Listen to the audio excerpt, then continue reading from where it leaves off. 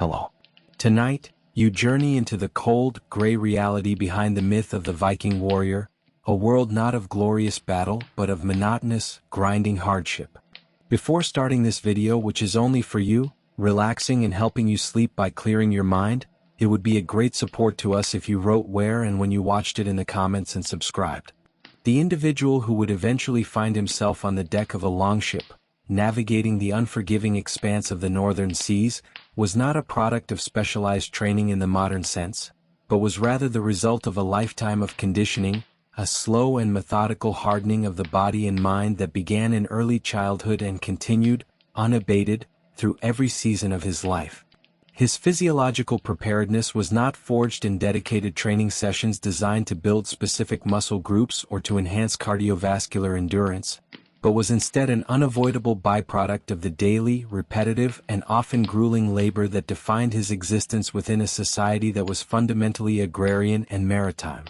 The very act of survival in the Scandinavian homelands demanded a level of physical resilience that was deeply ingrained in the population, as the tasks required to sustain a household through the long, dark winters were themselves a form of relentless endurance training. From a young age, he would have participated in the rhythms of the farm, his body slowly adapting to the strain of clearing rocky fields, of wielding a heavy scythe for hours under the pale summer sun, and of cutting and hauling the vast quantities of timber needed for fuel and construction. The muscles of his back, shoulders, and legs were not developed for aesthetic purposes or for explosive power in combat, but were thickened and strengthened through the monotonous, cyclical motions of plowing with a heavy ard, of splitting logs with a wedge and mallet, and of building and maintaining the turf and timber structures that constituted his home. This constant, low-intensity, yet high-volume labor built a foundation of functional strength and stamina that was fundamentally different from that of a modern athlete, as it was a strength designed for persistence rather than for peak performance. His diet, similarly, was not a matter of choice or culinary pleasure but a simple and unvarying regimen dictated by the limited and seasonal output of the land and sea, a caloric calculus designed to provide the maximum sustainable energy for a life of hard physical work. The primary components of his nutritional intake were derived from animal products, rich in the fats and proteins necessary to fuel a large, working body and to provide a layer of insulation against the pervasive cold. He would have consumed vast quantities of fish such as cod and herring, which were harvested in great numbers and preserved through methods of drying, salting, or smoking, processes that rendered them durable for long-term storage but also intensely saline and texturally monotonous. Meat from livestock such as cattle, sheep, and pigs was a more seasonal commodity, often consumed fresh after an autumn slaughter and then heavily salted and stored in barrels to be used sparingly through the winter months. Dairy products, including a thick, sour, yogurt-like substance known as skyr, as well as butter and cheese, provided another crucial source of fat and protein. The carbohydrate intake was limited and dense, derived primarily from hearty grains like barley, rye, and oats, which were typically ground into a coarse flour and baked into dense, unleavened flatbreads or cooked into a thick, unappetizing porridge that served as the bland but filling basis for many meals. Vegetables were limited to those that could withstand the short growing season and be stored in root cellars, such as cabbages, onions, and various legumes, and fruits were a rare treat, mostly foraged berries that were consumed in season or preserved with honey. This diet, while nutritionally adequate for a life of intense physical labor, was profoundly repetitive and devoid of the variety that would be considered essential for modern well-being, a factor that contributed to a psychological acclimatization to monotony and a stoic acceptance of a limited and unchanging sensory environment, a mental state that would prove invaluable during the long and featureless weeks of a sea voyage. The vessel that carried this physiologically and psychologically conditioned individual was itself a product of the same environment, a masterpiece of naval architecture that was not designed for comfort or for the accommodation of passengers, but was instead a stripped-down, brutally efficient tool engineered for the singular purposes of speed, flexibility, and survivability in some of the world's most treacherous waters. The longship was, in essence, a self-contained and exceptionally harsh ecosystem, a thin, flexible membrane of wood and tar that served as the only barrier between the crew and the lethal indifference of the North Atlantic, and life aboard this craft was an extension of the same principles of endurance and stoic resilience that were cultivated on the land. The very construction of the ship reflected a deep, generational understanding of the sea's violent dynamics, with its clinker-built hull formed from overlapping oak and pine strakes fastened with iron rivets, providing a unique combination of strength and flexibility that allowed the vessel to writhe and twist with the motion of the waves rather than fighting against them with a rigid frame, a design principle that reduced the risk of catastrophic structural failure during severe storms. The ship's most significant and defining characteristic was its shallow draft, a feature that allowed it to operate not only as a formidable open-ocean vessel but also as a riverine craft, capable of navigating far inland into territories that were inaccessible to the deep-hulled trading cogs of other European powers, a strategic advantage that was central to the success of its raiding methodology. This shallow draft, combined with the vessel's symmetrical design and the placement of a steering oar on the starboard side rather than a fixed central rudder, also meant that the ship could be beached and launched with relative ease, enabling its crew to make landfall on almost any gently sloping coastline without the need for a prepared harbor or port facility. The propulsion system was a hybrid of sail and oar, a combination that provided both efficiency for long-distance travel and precise, immediate control for maneuvering in battle or navigating confined waterways. A single large square sail, woven from heavy oiled wool, could drive the ship at considerable speed with a favorable wind, but in the absence of wind or when tactical silence and precision were required, the vessel was transformed into a human-powered machine, propelled by the coordinated rhythmic effort of its crew, each man pulling a heavy rough-hewn oar through the churning gray water. Life on the open deck of the longship was an exercise in extreme exposure, as there were no cabins, no shelters, and no designated sleeping quarters to protect the crew from the elements. Men slept, when they could, in the same spaces where they sat to row, huddled together for warmth under woolen cloaks and squares of animal hide, their bodies constantly damp from the pervasive sea spray and the frequent wash of waves over the low gunwales. The task of bailing the bilge, the lowest part of the ship's hull where seawater and rainwater inevitably collected, was a constant and exhausting chore, performed with wooden buckets in a seemingly endless rotation, day and night, in a monotonous but essential battle against the slow, insidious process of being swamped. The provisions for a long voyage were as Spartan and monotonous as the daily diet on land, consisting of barrels of fresh water, which was strictly rationed, and vast quantities of the same preserved foods, dried and salted fish, smoked and salted meat, and sacks of hard, dry biscuits that were nearly impossible to chew without first softening them in water. There were no facilities for cooking, save for the rare occasions when a small, stone-lined firebox might be used on deck in exceptionally calm weather, or more commonly, when the crew could make landfall and build a fire on a secure beach. This constant exposure to the cold, the damp, and the relentless, disorienting motion of the sea, combined with a diet that was barely palatable and a workload that was both physically demanding and mind-numbingly repetitive, created an environment that would have been physically and psychologically intolerable for any individual not already conditioned from birth to accept such profound and unrelenting hardship as the normal state of existence. The system of material culture that enabled survival in the harsh, exposed conditions of a sea voyage was a direct extension of the individual's life on land, a collection of garments and personal effects that were defined not by aesthetics or by comfort, but by a rigorous and unforgiving standard of functional utility. The clothing worn by a participant in a longship expedition was not a uniform, but was rather a layered, multifunctional and personally maintained assembly of woolen, linen, and leather items, each piece a product of the limited resources available in his homeland and each representing a critical barrier against the life-threatening realities of hypothermia and exposure. The foundation of this system was an undergarment, typically a long shirt or tunic, known as a serk, which was crafted from linen, a textile derived from the flax plant. This linen layer, worn directly against the skin, was not intended to provide significant insulation, but its primary function was to absorb moisture and sweat from the body, a feature that provided a minimal degree of comfort and hygiene in an environment where true cleanliness was an impossibility. However, linen loses all insulating properties when wet, a significant disadvantage in a maritime setting. and it was the layers worn over this foundation that were essential for thermal regulation.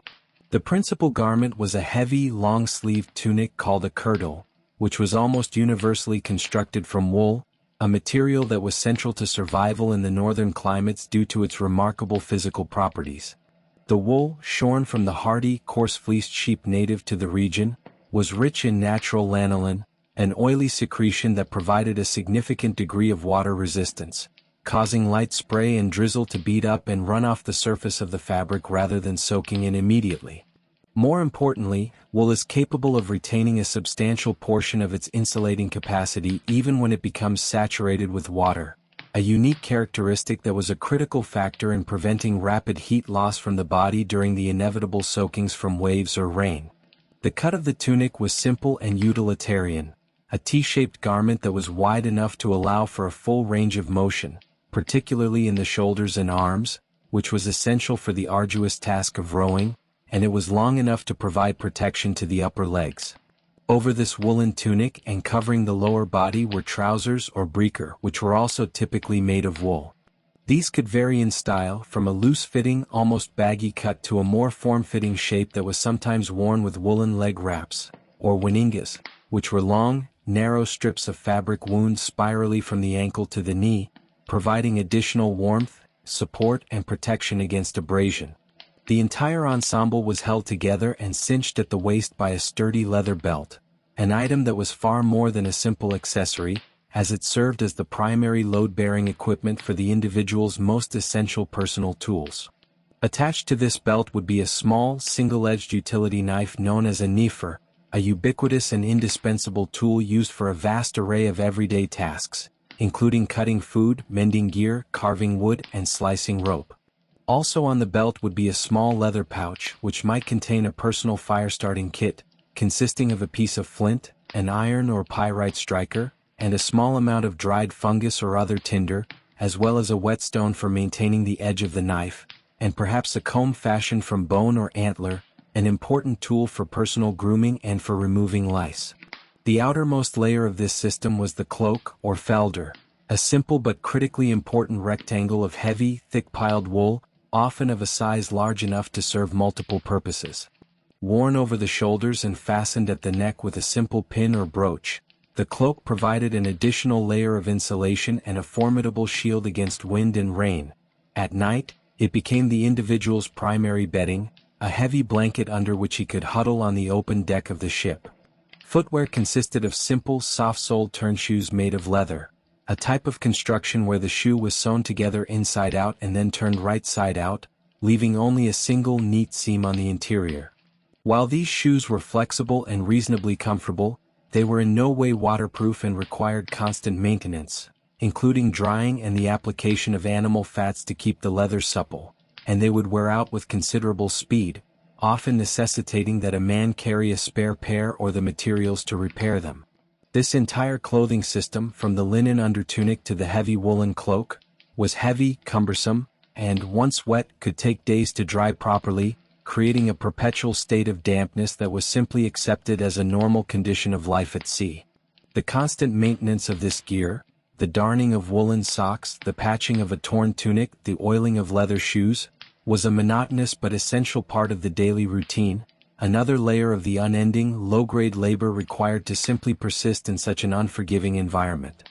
The collection of tools and equipment carried by the average individual on a raiding vessel was, like his clothing, a reflection of a pragmatic and resource-conscious culture, an assemblage of items where the distinction between a tool for labor and a tool for conflict was often blurred or non-existent. The popular conception of a ship full of warriors clad in mail armor and brandishing ornate, double-edged swords is a significant distortion of the archaeological and historical record, as such high-status equipment would have been exceptionally rare and prohibitively expensive, reserved for the wealthiest chieftains and their personal retinues. The common man, the farmer or fisherman who made up the bulk of the crew, was equipped with a set of far more mundane, yet brutally effective, implements that were accessible, affordable, and deeply familiar to him from his daily life. The single most ubiquitous weapon was not the sword, but the spear or spjot, an item that was economical to produce and remarkably versatile in its application. Its construction was simple. A leaf-shaped or conical head of iron was fitted onto a long, sturdy shaft of ash wood, a material favored for its combination of strength and flexibility. The amount of iron required for a spearhead was minimal compared to that needed for a sword, making it an affordable weapon for a man of modest means. Its tactical advantages were significant, as its length provided a crucial advantage in reach, allowing its wielder to strike at an opponent from a greater distance. And when used by a group of men standing together in a formation, a dense hedge of spear points presented a formidable and difficult-to-breach defensive line. The spear could also be thrown as a projectile in the opening stages of a confrontation, further enhancing its utility. Almost as common as the spear was the axe or ox, a tool that perfectly embodies the dual-purpose nature of the raider's equipment. For every man who participated in a raid, the axe was already a familiar and essential tool of his daily work, used for felling trees, shaping timbers, and splitting firewood. The same design that made it an effective woodworking tool, a heavy, wedge-shaped head that concentrated a massive amount of force onto a small cutting edge, also made it a devastatingly effective weapon, capable of being wielded with one hand in conjunction with a shield. The transition from a domestic tool to an instrument of combat required no special training, only a shift in intent. While some specialized forms of axe with longer, thinner blades were developed specifically for warfare, the vast majority of axes carried on raids were likely indistinguishable from their agricultural counterparts. The primary piece of defensive equipment, and arguably the most critical component of the raider's gear, was the shield or skjolder. This was a round wooden shield, typically constructed from planks of a light, tough wood such as linden, which were glued together and often covered on the front and back with stretched leather or hide to increase its resistance to splitting. In the center of the shield was a domed iron boss, which protected the user's hand as it gripped a single horizontal wooden bar on the back. The shield was not a passive piece of armor but an active weapon, used to block and deflect blows, to push and unbalance an opponent, and to create a solid, overlapping barrier when used in formation with other shield bearers, a tactic known as the shield wall. Unlike a sword or a helmet, a shield was a consumable item. It was expected to be damaged, splintered, and ultimately destroyed in the course of a conflict, and its primary purpose was to absorb the damage that would otherwise be inflicted on the user's body. Protective body armor, such as a helmet or a coat of mail, was a rare luxury. While simple, conical helmets constructed from segments of iron riveted together were known, they were a significant expense and were likely worn only by the more prosperous members of the crew. Mail armor, or brinja, a shirt made of thousands of interlinked iron rings, was the pinnacle of personal protection, but its creation was an incredibly labor-intensive and therefore astronomically expensive process, placing it far beyond the means of all but the most powerful leaders. The average participant in a raid went into a conflict with no head protection beyond his own thick hair and perhaps a woolen or leather cap, and his only bodily defense was the heavy woolen tunic he wore and the large wooden shield he carried in his hand. This light and relatively unencumbered state, while leaving him highly vulnerable, also maximized his mobility, a critical attribute for the type of rapid, amphibious assaults that were the hallmark of the raiding methodology. The operational methodology of the raiding party, from the moment the coast of a target region was sighted until the final withdrawal, was not an impromptu outburst of chaotic aggression but a carefully considered and systematically executed tactical doctrine, one that was predicated on the core principles of speed, surprise, and the exploitation of the longship's unique amphibious capabilities. The entire process was designed to circumvent the established defensive systems of the time, which were largely static and oriented towards repelling conventional land-based assaults or deep-water naval engagements. The raiders' approach vector was in itself a form of strategic deception, as the longships, with their low profiles and single earth-toned sails, were difficult to spot against the gray, choppy backdrop of the sea until they were relatively close to shore, a characteristic that significantly reduced the warning time available to any coastal observers. The selection of a landing site was a critical decision, guided by a sophisticated understanding of coastal topography and hydrography, knowledge that was accumulated and passed down through generations of maritime activity. The ideal location was not a fortified harbor or a bustling port, which would be expected to have some form of organized defense, but was instead an isolated, undefended stretch of coastline, a gently sloping beach, or, most effectively, the mouth of a navigable river that offered a concealed and rapid pathway deep into the interior of the territory. The ability of the shallow draft longships to penetrate these river systems was perhaps their single greatest tactical advantage, as it allowed the raiding party to bypass coastal fortifications entirely and to strike at targets that were considered safe from seaborne attack, such as inland monasteries, agricultural estates, and unprotected trading settlements. The transition from a seaborne to a land-based force was executed with a disciplined and practiced efficiency. Upon reaching the chosen landing site, the longships were driven directly onto the beach, their flexible hulls capable of absorbing the impact. The crew, who had been seated at their rowing benches, could disembark almost instantly, leaping over the low gunwales into the shallow water and wading ashore, each man carrying his personal equipment of a spear or an axe and a shield. There was no complex logistical process of unloading heavy equipment or establishing a fortified beachhead. The entire force could be deployed and moving inland within a matter of minutes, a speed of execution that was profoundly disorienting to any potential defenders. The primary objective of the initial phase of the raid was not to engage in a pitched battle or to seize and hold territory, but to move as rapidly as possible towards a pre-identified target of opportunity, a site that was known or presumed to possess a concentration of portable wealth with a minimum of organized resistance.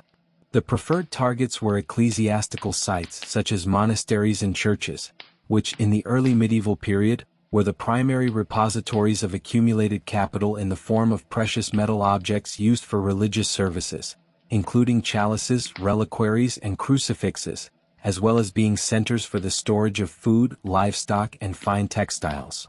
These monastic communities were typically unfortified and were populated by a non-combatant clergy, making them exceptionally soft targets. The raiders' advance from the landing site was swift and purposeful, a column of men moving at a steady, ground-covering trot, their light equipment and lack of heavy armor maximizing their speed and endurance over land. They sought to arrive at their objective before any effective alarm could be raised or any defensive force could be mustered, their success being contingent on maintaining the element of complete and overwhelming surprise. The psychological impact of their sudden and unexpected appearance in a location that had previously been considered secure was a weapon in itself, a force multiplier that often induced a state of panic and paralysis in the local population, rendering any organized resistance impossible. This methodology was not that of a conventional army seeking conquest, but was instead a form of violent and highly mobile economic opportunism, a tactical system perfectly attuned to the capabilities of their unique naval technology and the specific vulnerabilities of their targets. The nature of the interaction between the raiding party and the inhabitants of the targeted site was governed by a cold and unsentimental logic, a pragmatic calculus in which the local population was categorized according to their potential utility or their potential threat, with very little consideration given to any abstract moral or ethical framework. Upon reaching their objective, whether it was a monastery, a small village, or a rural estate, the raiders' first priority was the swift and systematic neutralization of any possible resistance, a task that was accomplished not through prolonged combat but through a demonstration of overwhelming and intimidating force designed to quell any thought of opposition before it could coalesce. The small numbers of able-bodied men present in such locations, who might have been armed with little more than agricultural implements or simple hunting bows, were no match for a cohesive group of intruders armed with spears, axes, and shields, and any who chose to fight were dealt with quickly and efficiently. The primary goal, however, was not to inflict casualties for its own sake, but to establish control over the area as rapidly as possible in order to proceed with the main business of the raid, which was the acquisition of portable wealth. Once any immediate physical threats had been eliminated, the process of locating and seizing valuable goods began, a task that was carried out with a methodical, almost business-like thoroughness. The raiders moved through the buildings, searching for items made of precious metals such as silver and gold, which were valued for their high weight-to-value ratio and their universal acceptability as a medium of exchange. They also sought out other forms of wealth, including coins, fine textiles such as embroidered silks and woolens, and high-status manufactured goods. Parallel to this process of material plunder was the assessment and collection of another equally valuable commodity: human beings. The practice of capturing individuals and taking them as slaves or thralls was an integral and highly profitable component of the raiding economy, and the selection of captives was based on a set of purely economic criteria. The most desirable captives were young, healthy individuals, both male and female, who could be sold in the slave markets of the raiders' homeland or in other trading centers around Europe and the Near East, or who could be retained for their labor on the raiders' own farms. The very old, the very young, and the infirm who had little or no economic value as laborers and who would have been a burden to transport, were typically ignored and left behind. The process of rounding up and securing these captives was done with the same impersonal efficiency as the gathering of material goods, with individuals being herded together and bound to prevent escape. The interaction with the remaining population, those who were not deemed worthy of being taken, was characterized by a general indifference, unless they were perceived to be obstructing the raid or concealing valuables, in which case they would be subjected to a level of coercive force necessary to achieve the raiders' objectives. The entire on-site operation was conducted under a significant time pressure, as the raiders were acutely aware that the longer they remained in one location, the greater the likelihood that a larger, organized military force from the surrounding region could be mustered to confront them.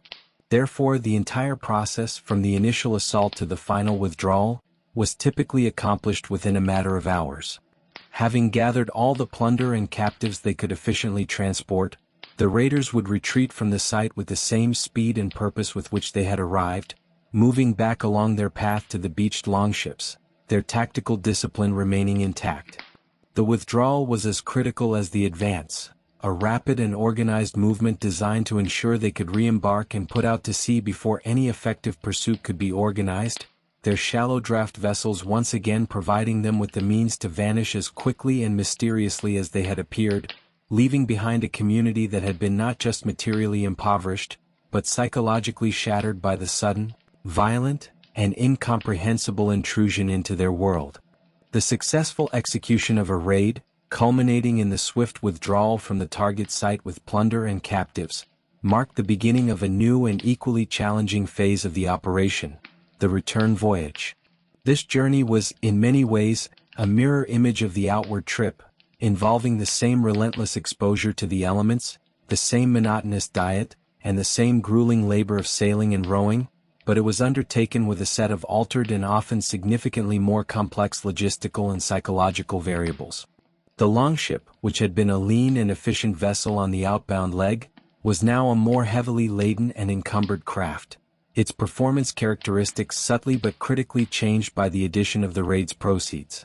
The weight of the plunder, consisting of sacks of coins, bundled textiles and various metal objects, was often substantial, causing the ship to sit lower in the water, which marginally increased its draft and could make it slightly less responsive to the helm, a factor that demanded a heightened level of seamanship, particularly when navigating in treacherous coastal waters or during periods of rough weather. More significant than the inanimate cargo, however, was the presence of the human captives, a living and volatile element that introduced a host of new and difficult challenges to the management of the vessel and its crew. These individuals, who were now considered property, represented a significant portion of the raid's potential profit, and their survival and safe delivery to a distant market were therefore a matter of considerable economic importance. Yet their presence fundamentally altered the social and spatial dynamics of the already crowded and unforgiving environment of the open deck. The captives were not afforded any of the minimal comforts or protections available to the crew.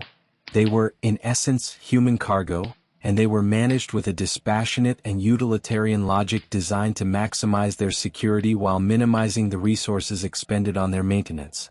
They were typically confined to a specific area of the deck, often in the most exposed section of the ship, where they were bound, usually by the wrists, with ropes or leather thongs to prevent any attempts at escape or organized resistance. This constant physical restraint, combined with the disorienting and often nauseating motion of the ship, would have induced a state of extreme physical and psychological distress, a condition that was of little concern to their captors beyond its potential impact on the captive's survival. They were provided with the absolute minimum of sustenance required to keep them alive, receiving small, strictly rationed portions of fresh water and a share of the same monotonous, preserved food that the crew consumed, though likely in smaller quantities. They were offered no protection from the elements beyond the clothes they were wearing when they were captured, and they were forced to endure the same constant exposure to the wind, the rain, and the biting sea spray as the raiders themselves, but without the benefit of the heavy woolen cloaks or the freedom of movement that would have allowed them to seek shelter by huddling together with their companions. The sanitary conditions, which were already primitive for the crew, were non-existent for the captives, and the area where they were confined would have quickly become fouled, creating a significant risk of disease, a danger that was a constant threat to everyone on board, captor and captive alike. The psychological pressure of this situation was immense, as the captives were not only dealing with the trauma of their recent violent abduction and the loss of their homes and families, but were also facing a future of complete and terrifying uncertainty, all while confined in a state of near total helplessness and physical misery. For the raiders, the management of this human cargo was another layer of labor and vigilance added to their already demanding routine, as they had to constantly monitor the captives for signs of resistance, illness, or despair, their interactions governed not by malice, but by a cold and pragmatic need to protect their valuable and unwilling investment. The internal economy of the longship during the return voyage was a closed and rigidly structured system, a microcosm of the raiders' broader social and economic norms, which was now complicated by the need to manage and eventually liquidate the newly acquired assets. The ultimate purpose of the raid was not the acquisition of goods for personal use, but the accumulation of portable, divisible, and fungible wealth that could be distributed among the participants and reinvested in the home community. This process of distribution was not a chaotic scramble for spoils, but was governed by a pre-established and universally understood set of rules, a contractual agreement that had been entered into by all members of the expedition before the voyage had even begun. The foundation of this system was the concept of the share or hlutter, a unit of value that determined each individual's portion of the total profit. The leader of the expedition, who was often the individual who owned and had outfitted the longship, was entitled to the largest number of shares, a compensation for his capital investment, his leadership, and the significant personal risk he had undertaken. The most experienced and highly skilled members of the crew, those with a reputation for their prowess in combat or their expertise in navigation, would also receive a larger allocation of shares than the average, less distinguished crew member. The common man, the farmer or fisherman who provided the raw manpower for rowing and fighting, was entitled to a single standard share. This hierarchical but rule-based system of distribution was a powerful motivating and organizing force, as it ensured that every participant, from the leader to the lowest oarsman, had a direct and personal stake in the success of the collective enterprise. The process of valuation and division of the plunder was a formal and serious affair, a public accounting that typically took place once the raiding party had returned to a safe and secure location, either a temporary base of operations on a captured coastline or, more commonly, their home port. The leader of the raid would preside over this process, acting as an arbiter and an accountant. All of the captured goods were laid out and sorted by category: coins, bullion, jewelry, textiles, and other valuable items. The total value of this material wealth was then estimated, often using a standardized system of weights for precious metals, and this total value was then divided by the total number of shares that had been allocated to the expedition's participants, a calculation that yielded the value of a single share. Each man was then called forward to receive his portion, a tangible and often life-altering reward for the hardships and risks he had endured. The captives, the human portion of the plunder, were divided in a similar, though more complex, manner. Some might be sold immediately at a major slave market, with their cash value being added to the general pot for distribution. Others might be divided directly among the participants, with a certain number of captives being deemed equivalent to the value of a single share, allowing a man to take his portion in the form of human property rather than in silver. These thralls could then be sold at a later date, or they could be taken back to the man's own farm to be put to work, representing a significant long-term capital investment. This entire system, with its clear rules, its hierarchical structure, and its public and transparent process of accounting, was essential for maintaining the cohesion and morale of the raiding party.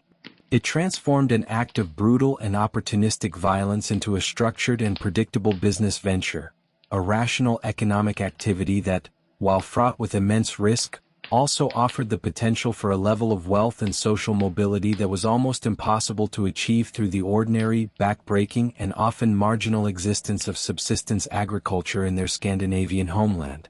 The eventual return of the longship to its home fjord was not an event marked by grand ceremony or public celebration, but was rather a quiet and pragmatic reintegration of the raiding party into the fabric of the small, scattered, and intensely localized community from which it had departed months earlier.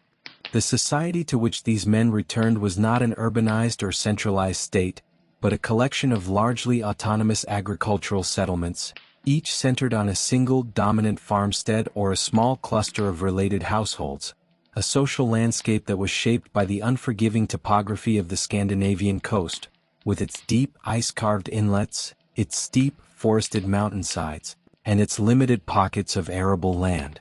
The primary unit of social and economic organization was the extended family or clan, a tight-knit and deeply interdependent group that was bound together by complex ties of kinship, mutual obligation, and a shared attachment to a specific tract of ancestral land. The raid, as an economic activity, was not an act of state-sponsored warfare, but was in most cases a private enterprise, a high-risk venture initiated and financed by a local chieftain or a prosperous landholder, and the wealth that it generated was not destined for a royal treasury but was instead funneled directly back into this localized, kin-based economy, where its impact was immediate and profound. The infusion of a significant quantity of portable wealth, primarily in the form of silver bullion and coins, into a society that operated largely on the principles of barter and gift exchange, had a transformative and often destabilizing effect, creating new opportunities for social mobility, economic differentiation, and political consolidation. The silver, which had been meticulously weighed and distributed among the raid's participants according to the share system, was not hoarded as a dead store of value but was immediately put to work in a variety of ways that served to enhance the social standing and economic power of its new owners. A significant portion of this wealth was converted into forms that had a high degree of social visibility and prestige.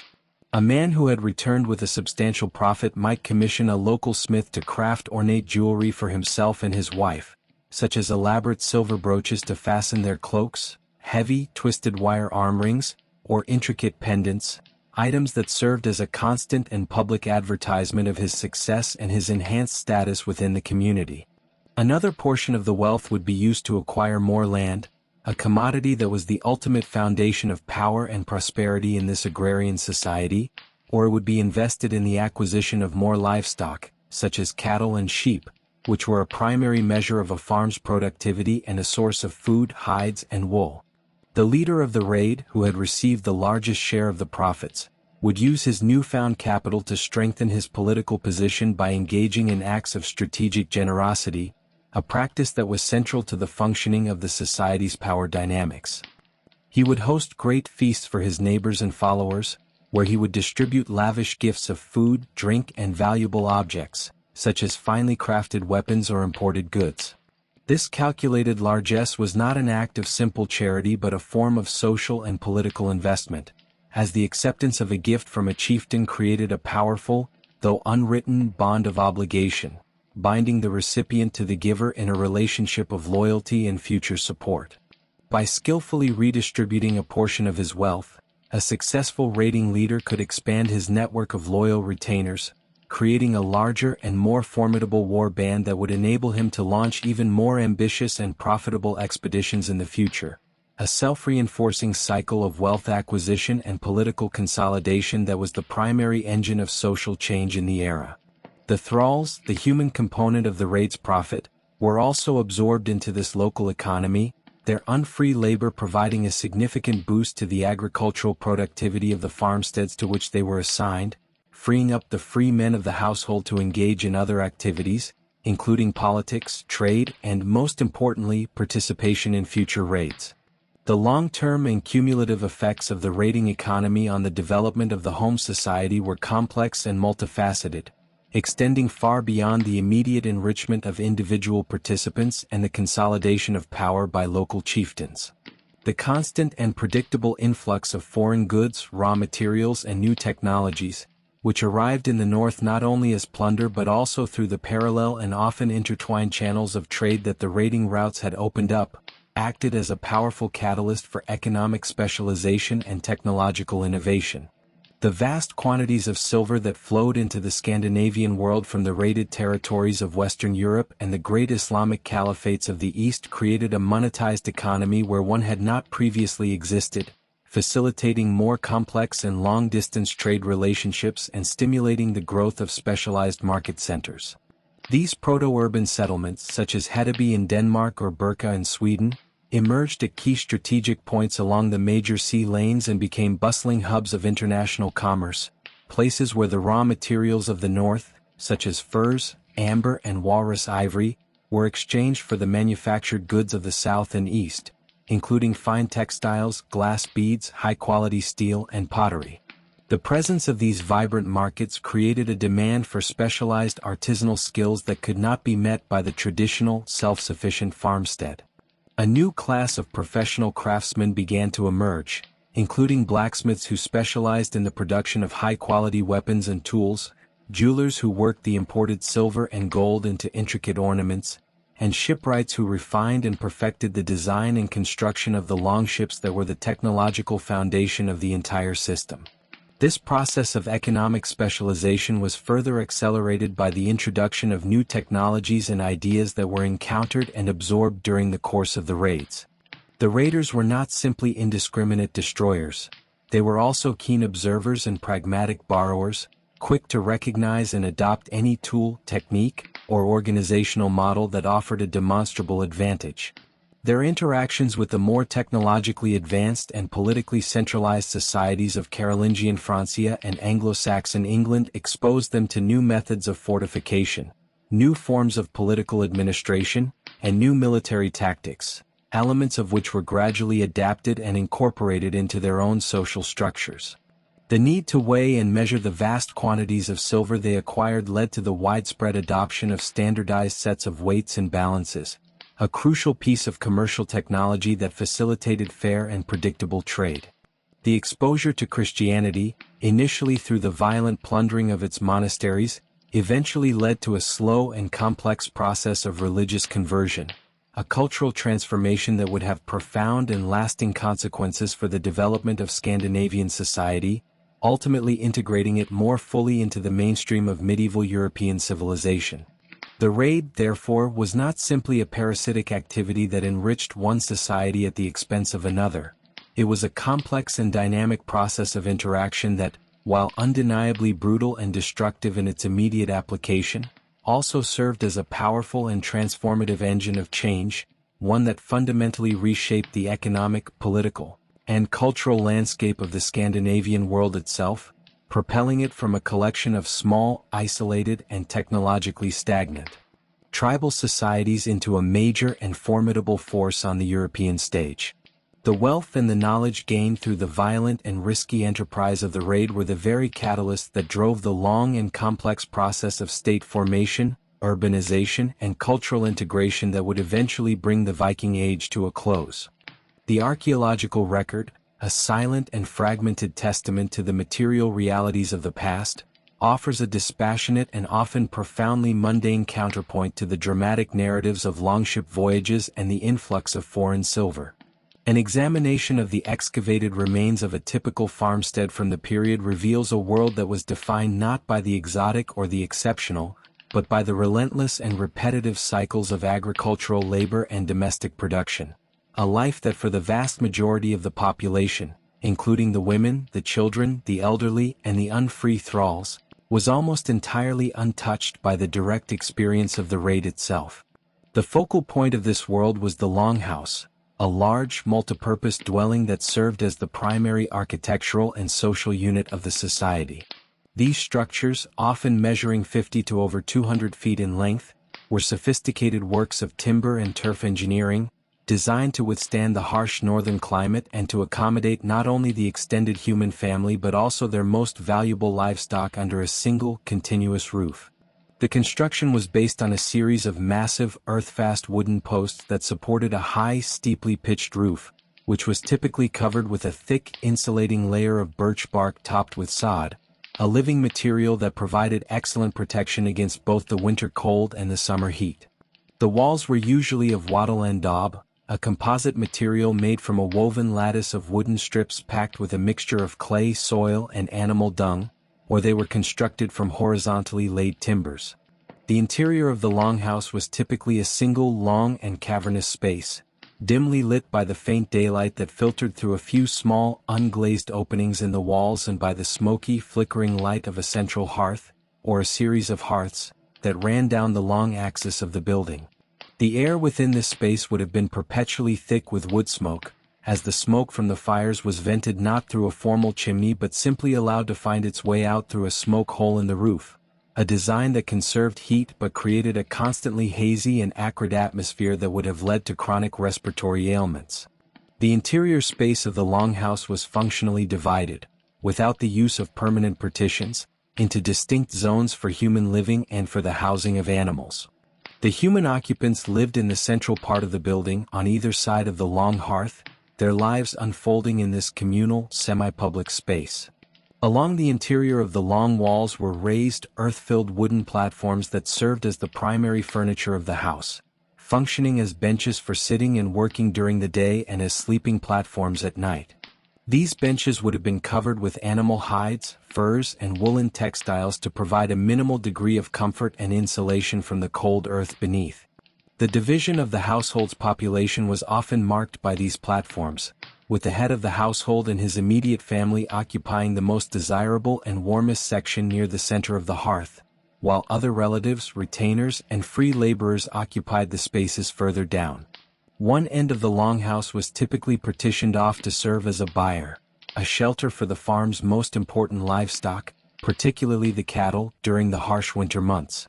This arrangement, while seemingly unhygienic by modern standards, was a practical and energy-efficient solution to the challenges of the climate, as the body heat generated by the animals provided a significant and constant source of supplemental warmth for the human inhabitants of the house, a crucial contribution to the building's overall thermal economy. Life within this single, smoky and crowded space was one of almost complete sensory immersion in the basic biological realities of existence, a world filled with the constant smells of wood smoke, unwashed bodies, cooking food and animal manure, and the sounds of human conversation, the crackling of the fire, and the lowing and shuffling of the nearby cattle, an environment that was profoundly communal, deeply lacking in personal privacy, and fundamentally shaped by the pragmatic and unsentimental necessities of survival. The daily and seasonal rhythms of life on the farmstead were dictated by a strict and unvarying calendar of agricultural and domestic tasks, a relentless cycle of production that was essential for the survival of the household through the long, unproductive winter.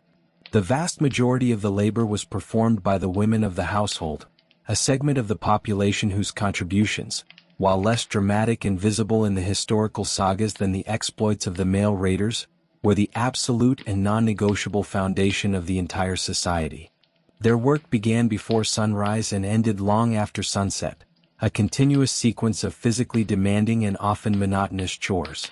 A primary and unending responsibility was the processing of animal products, the raw materials that formed the basis of the household economy. The milking of the cows and ewes was a twice-daily task, and the milk was then processed into a variety of storable products, such as butter, cheese, and the fermented milk product, skyr, a laborious process that involved churning, pressing, and careful aging. The slaughter of livestock, which typically occurred in the autumn, initiated a period of intense work for the women, who were responsible for butchering the carcasses, smoking and salting the meat for preservation, rendering the fat into tallow for use in lamps and for waterproofing leather, and cleaning and preparing the hides for tanning. Another central and incredibly time-consuming aspect of the women's work was the production of textiles, a multi-stage process that began with the shearing of the farm's sheep. The raw, greasy fleece had to be cleaned, a process of repeatedly washing it in a mixture of stale urine, which acted as a detergent, and water. The clean wool was then carded or combed to align its fibers, a tedious and dusty job, before it could be spun into yarn using a simple handheld drop spindle, a tool that was in almost constant motion in the hands of the women as they went about their other chores, a small, portable task that could be done while walking or watching children. The spun yarn was then dyed, using coloring agents derived from local plants, such as woad for blue or madder for red, before it was finally woven into cloth on a large vertical warp-weighted loom, a massive and complex piece of equipment that required a significant amount of skill and physical strength to operate. The cloth produced on these looms, a heavy, durable woolen fabric known as vamel, was the primary textile of the society, used for making the clothing, bedding, and sails that were essential for everyday life, and it also served as a standard unit of value in the barter economy, a form of currency as important as silver. In addition to these major productive activities, the women were also responsible for all of the daily domestic tasks, including the grinding of grain into flour using a heavy, manually operated rotary quern, the baking of bread, the preparation of the communal meals in a large iron cauldron suspended over the central hearth, the care of young children, and the foraging for wild plants, herbs, and berries in the surrounding landscape. This immense and varied workload, which was physically arduous, technically complex, and absolutely essential for the survival of the household, was the unheralded and largely invisible engine that powered the society, the stable and productive domestic core that made the more spectacular and risky ventures of the male raiding parties possible. The legal and social framework that governed the interactions within this kin-based agricultural society was not based on a written, codified body of statutes enforced by a centralized state, but was instead a complex and deeply ingrained system of customary law, a set of unwritten rules, norms, and procedures that were preserved and transmitted orally from one generation to the next. The foundation of this legal system was the concept of honor, or drengskaper, a multifaceted and deeply serious ideal that encompassed a man's reputation for courage, integrity, generosity, and most importantly his willingness and ability to respond decisively to any perceived slight or injury to himself, his property, or his family. The maintenance of one's honor was not a matter of personal preference but a social and existential necessity, as a man's standing in the community, his access to resources, his ability to form alliances, and his very personal security were all directly contingent upon the state of his reputation. This intense preoccupation with honor, combined with the absence of a professional, state-sanctioned enforcement agency like a police force, meant that the primary mechanism for the resolution of disputes and the redress of grievances was the practice of the blood feud, a formal and highly ritualized system of reciprocal violence between kinship groups. An injury or killing, whether accidental or intentional, was not considered a crime against a disembodied state, but was seen as a profound personal injury to the honor of the victim's entire extended family, an offense that created a legal and social obligation on the part of the victim's kin to seek redress. The initial and preferred method for resolving such a dispute was through a process of negotiated settlement, a legal procedure that took place at a regional public assembly known as a thing. At this gathering, which was attended by all the free landholding men of the district, the aggrieved party would formally bring their case before their peers. The proceedings were not adjudicated by a professional judge, but were argued by the plaintiffs and defendants themselves, or by individuals known for their legal knowledge and rhetorical skill, and the final judgment was rendered by a panel of chieftains or respected elders.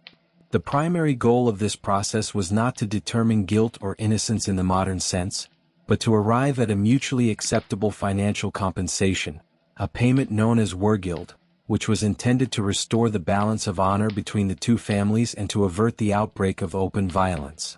The amount of the wergild was not arbitrary but was determined by a complex and widely understood tariff system, with the value of a person's life or the severity of an injury being meticulously calculated based on their social rank, with a wealthy chieftain being valued at a significantly higher rate than a simple free farmer. If the offending party agreed to pay the determined compensation, and the aggrieved party agreed to accept it, the matter was considered settled, the honor of both families was deemed to have been restored, and the cycle of violence was averted. However, if the offender was unable or unwilling to pay the compensation, or if the victim's family felt that the injury was so severe that no amount of money could adequately restore their honor, then the legal and social obligation for revenge was formally activated. The law did not prohibit this act of vengeance. It merely regulated it, providing a framework of accepted rules for how the feud should be conducted. The act of revenge had to be carried out openly, not in a clandestine or dishonorable manner, and the avenger was expected to publicly announce his deed after it was done, thereby claiming responsibility and demonstrating that his actions were a matter of legal necessity rather than of simple murder. This system, while appearing chaotic and violent to a modern observer, was a rational and functional mechanism for maintaining social order in a society that lacked a strong, centralized political authority, a system where the credible and ever-present threat of a violent, multi-generational feud served as the primary deterrent against antisocial behavior. The physical embodiment of a man's honor and his primary tool for participating in the regulated violence of the feud was his personal set of weapons, a collection of items that were not merely functional implements but were also powerful symbols of his status, his identity, and his legal standing as a free man. The legal right to bear arms in public was a defining characteristic of the free farmer and the chieftain, a right that was denied to thralls and that distinguished the members of the community from those who were merely its property.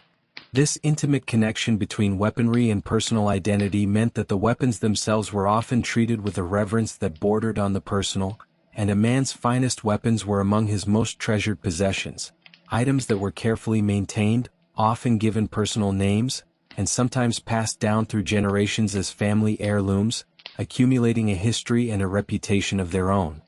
The quality and ornamentation of a man's weapons were a direct and visible reflection of his wealth and social standing. While the common farmer might be equipped with a simple, unadorned spear and a functional but plain axe, a powerful chieftain would display his status by carrying weapons that had been crafted by master smiths and lavishly decorated with precious materials. The hilt of his sword, the most prestigious of all personal weapons, might be intricately inlaid with patterns of silver, copper, and niello, a black metallic alloy, a demonstration of conspicuous consumption that was intended to impress both his rivals and his followers. The blade of the sword itself might be of pattern-welded construction, a sophisticated and labor-intensive blacksmithing technique in which rods of iron and steel with different properties were twisted and forged together to create a blade that was not only incredibly strong and flexible but also displayed a beautiful, watery or herringbone pattern on its surface. The social and cultural significance of these objects was further reinforced by their central role in the rituals of gift-giving that cemented the bonds of loyalty between a leader and his retainers. A chieftain would reward his most trusted warriors for their service and bravery by presenting them with a fine weapon, such as a gold-inlaid sword or a silver-decorated axe, an act that was both a payment for past loyalty and an investment in future service. The acceptance of such a gift created a powerful and deeply personal bond between the two men, as the weapon itself became a tangible symbol of their relationship, and to fail in one's duty to a lord who had given such a gift was an act of profound and unforgivable dishonor. The weapons were also a man's constant companions in death. The archaeological record is rich with so-called warrior burials, graves in which a free man was interred with the full set of weapons that he had carried in life. A typical burial might include a spear, a shield, and an axe, and in the case of a particularly wealthy individual, a sword and a helmet. This practice was not merely a sentimental gesture, but was a reflection of the belief that the deceased would require his weapons to maintain his status and to defend himself in the afterlife. The condition of the weapons in these graves is often revealing. In some cases, particularly in the earlier part of the period, the sword was ritually killed before being placed in the grave, a process of being bent or broken that was likely intended to release its spirit or to prevent it from being stolen by grave robbers. The careful and deliberate placement of these items within the grave, and the immense social and economic value that they represented, underscores their profound importance not just as instruments of conflict, but as the essential and defining accoutrements of a free man's identity, his honor, and his place in the cosmos. The worldview of the individual within this society, the cognitive and cosmological framework through which he interpreted the events of his life and the workings of the world around him, was profoundly shaped by a pre-Christian, polytheistic belief system, a complex and often fatalistic mythology that provided a supernatural context for the harsh and unpredictable realities of his daily existence. This was not a religion of centralized doctrine, sacred texts, or a professional priestly class in the manner of the institutionalized faiths of the South, but was rather a diffuse and deeply traditional set of beliefs and ritual practices that were woven into the fabric of everyday life and preserved through the oral recitation of myths, poems, and genealogies. At the heart of this cosmology was a belief in a universe populated by a vast and often contentious array of supernatural beings, a pantheon of gods, goddesses, and other, more ambiguous entities such as giants, elves, and dwarves, whose actions and conflicts were believed to directly influence the course of human affairs. The gods, who were known collectively as the Aesir and the Vanir, were not distant, omnipotent, and morally perfect beings, but were instead depicted in the mythology as powerful and superhuman figures who were themselves subject to the passions of greed, lust, and anger, and who were bound by the inexorable and inescapable power of fate, or WRD. The central figure in this pantheon, and the one who often served as a divine model for the earthly chieftain, was Odin, a complex and often contradictory deity associated with wisdom, poetry, magic, and the ecstatic fury of battle, but who was also a fickle and untrustworthy patron, a god who could grant victory to his favored warriors but who could also abandon them at a critical moment for his own inscrutable reasons. Thor, with his mighty hammer Mjolnir, was a more straightforward and popular deity, a god of thunder and immense physical strength who was seen as the great protector of mankind against the chaotic and destructive forces of the giants. The relationship between humans and these powerful, capricious deities was not one of subservient worship and moral supplication, but was a more transactional and contractual one, a system of reciprocal exchange in which humans sought to win the favor and assistance of the gods by offering them gifts and sacrifices.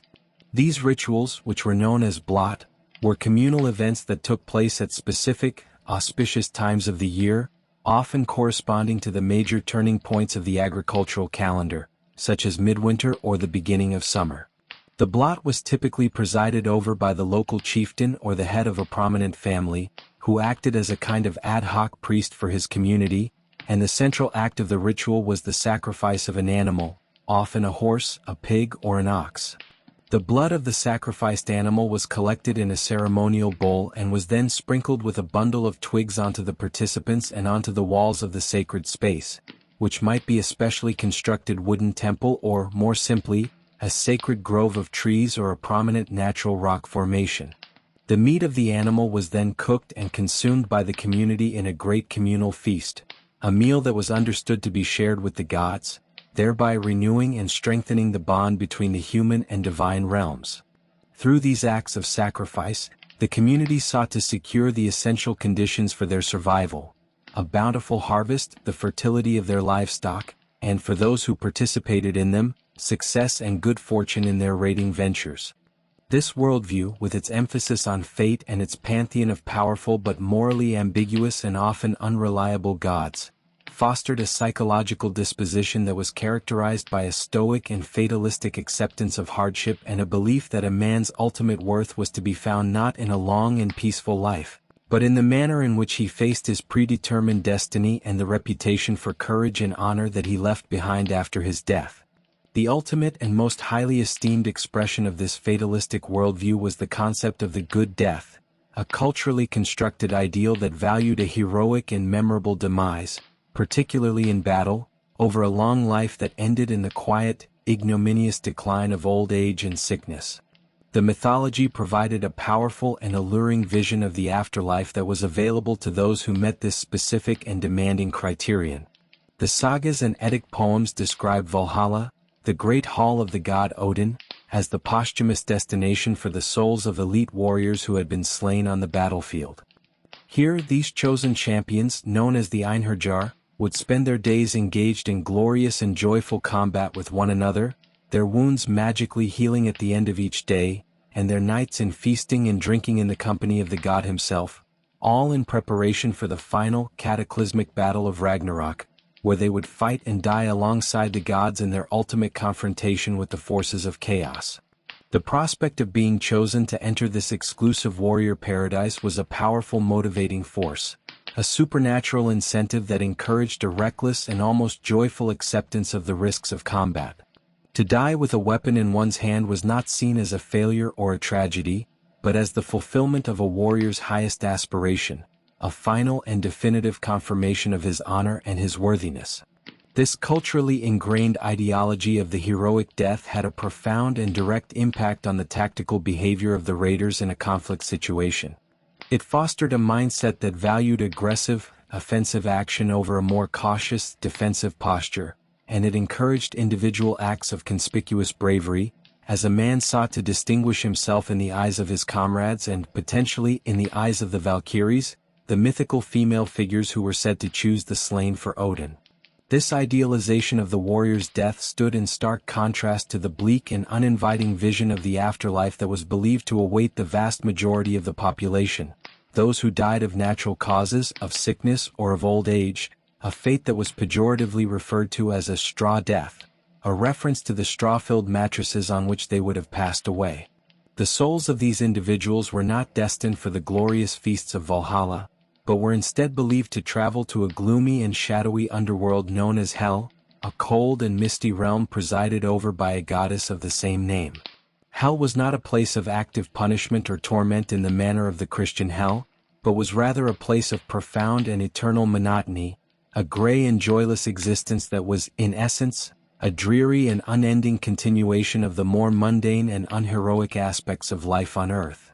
The stark and deeply unappealing contrast between these two potential afterlives served as a powerful social and psychological mechanism for reinforcing the society's martial values. It created a powerful incentive for free men to participate in the high-risk but high-reward enterprise of the raid, as this was the most reliable and socially sanctioned arena in which a heroic, Valhalla-worthy death could be achieved.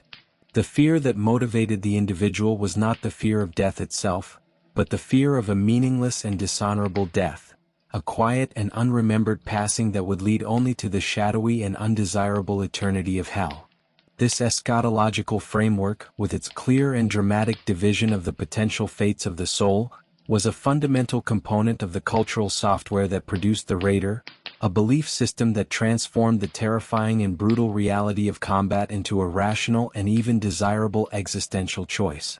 The process of navigating a vessel across the vast, featureless and often storm-tossed expanses of the North Atlantic, a sea that offered few reliable landmarks and was frequently shrouded in disorienting banks of fog, was a highly developed and intellectually demanding skill set, a form of traditional non-instrumental navigation that relied on a deep and multi-sensory intimacy with the natural world. The ship's master, or styramater, was not merely a helmsman but a specialized repository of a vast body of orally transmitted environmental knowledge, a human database of the subtle and often almost imperceptible cues that allowed for a remarkably accurate determination of the vessel's position and heading in the absence of the magnetic compass, the sextant, or the detailed nautical charts that would define later eras of seafaring. The foundation of this navigational system was a sophisticated and highly detailed mental map of the sea itself, an intricate cognitive construct that was built up over a lifetime of personal experience and enriched by the accumulated knowledge of previous generations, which was passed down in the form of rhyming verses and mnemonic sagas that described coastlines, currents, and common sailing routes. This mental map was not a two-dimensional abstract representation of space like a modern chart, but was a more dynamic and multi-layered understanding of the ocean as a complex and living system, a landscape with its own distinct regions, pathways, and seasonal moods. The primary and most reliable tool for maintaining a consistent course during long open ocean voyages was the sun. By observing the position of the sun at midday when it reached its highest point in the sky, a skilled navigator could make a reasonably accurate determination of south, and by noting the length of the shadow cast by a fixed object on the deck at this time, he could also estimate his latitude, a calculation based on the principle that the midday shadow is shorter in the south and longer in the north. This solar navigation was supplemented by a variety of other, more subtle techniques that relied on a careful and continuous observation of the surrounding environment. The direction of the prevailing winds and the patterns of the long rolling ocean swells were carefully noted, as these often maintained a consistent direction for long periods and could serve as a reliable, if imprecise, natural compass when the sun was obscured by clouds. The presence of specific species of seabirds was another important indicator, as the navigator's lore included a detailed knowledge of the feeding ranges and nesting locations of different types of birds. The sighting of a gannet or a guillemot, for example, could indicate that the ship was approaching a specific stretch of coastline that was known to host a large colony of these birds. The color and temperature of the water, the presence of certain types of seaweed or marine mammals, and even the smell of the air could all provide subtle but valuable clues to the ship's location relative to known land masses or ocean currents.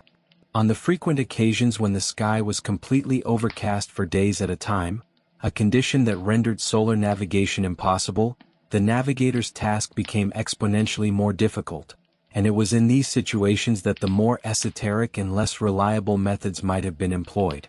The sagas contain references to a mythical sunstone, a crystal that was believed to have the property of revealing the position of the sun even through a thick cloud cover, and while the exact nature of this object is a matter of intense scholarly debate, it is plausible that a naturally polarizing crystal, such as cordierite, which is found in Scandinavia, could have been used to detect the direction of polarized skylight, a technique that would have allowed for a rough estimation of the sun's position.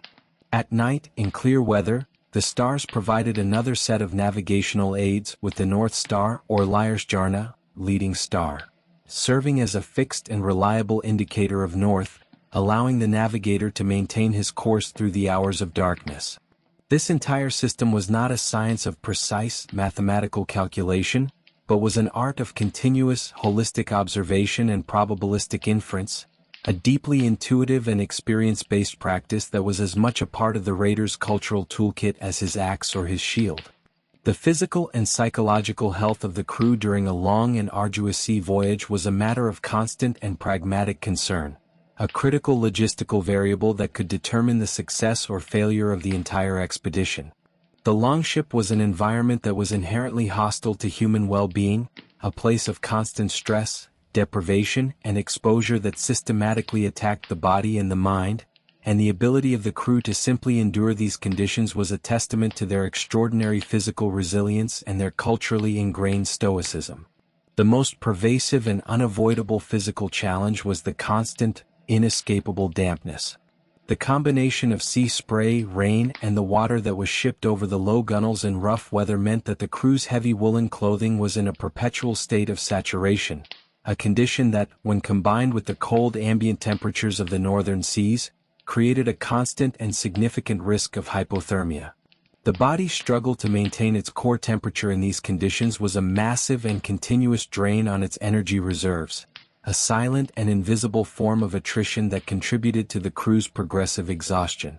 The lack of any shelter from the wind exacerbated this problem, as the wind chill effect could dramatically increase the rate of heat loss from the body, even in temperatures that were nominally above freezing.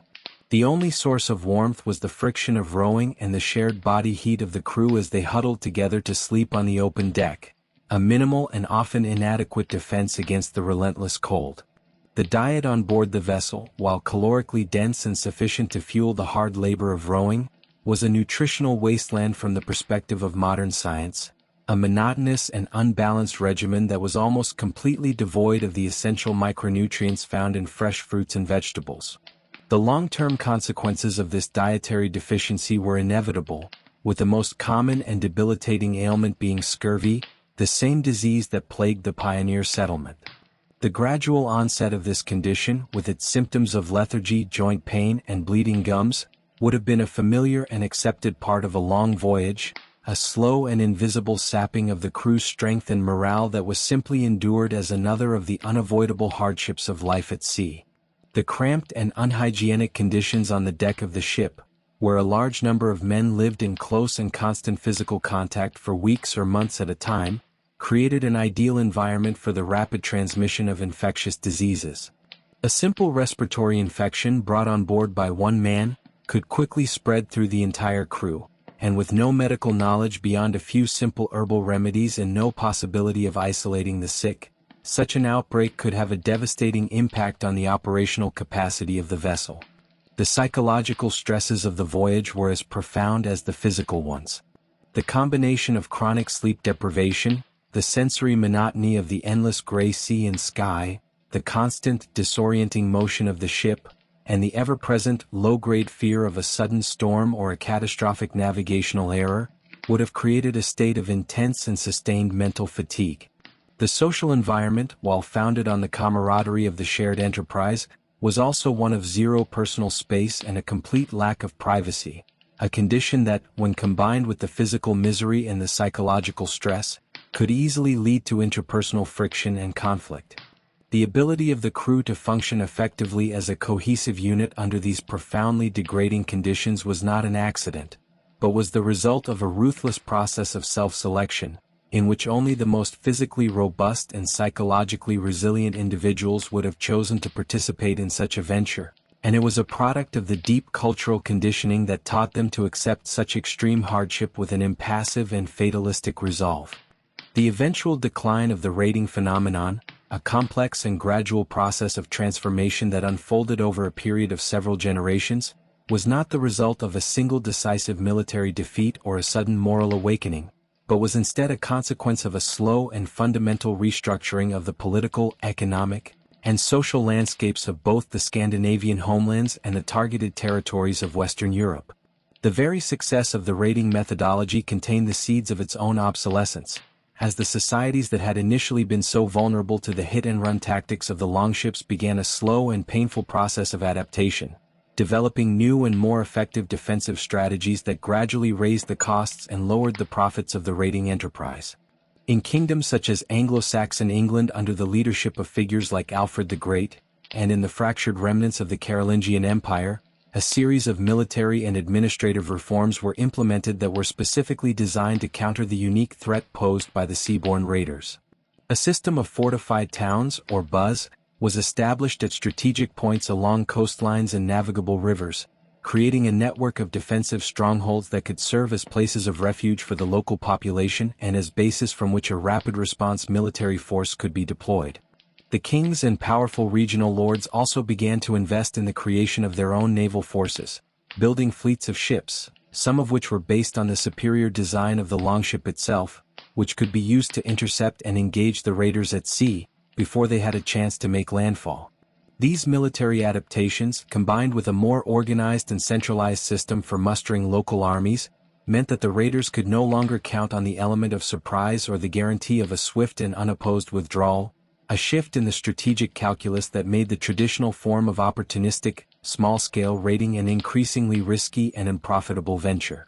Concurrently with these external developments, the societies of the Scandinavian homelands were themselves undergoing a profound and internally driven process of political consolidation and social change, a transformation that was, in a complex and ironic feedback loop, largely funded and fueled by the immense wealth that the raiding economy had generated. The successful and charismatic chieftains who had amassed great fortunes through their overseas ventures began to use their wealth and their expanded military retinues to consolidate their power on a regional and eventually a national scale, gradually subsuming their smaller rivals and laying the foundations for the emergence of the centralized monarchies of Denmark, Norway, and Sweden.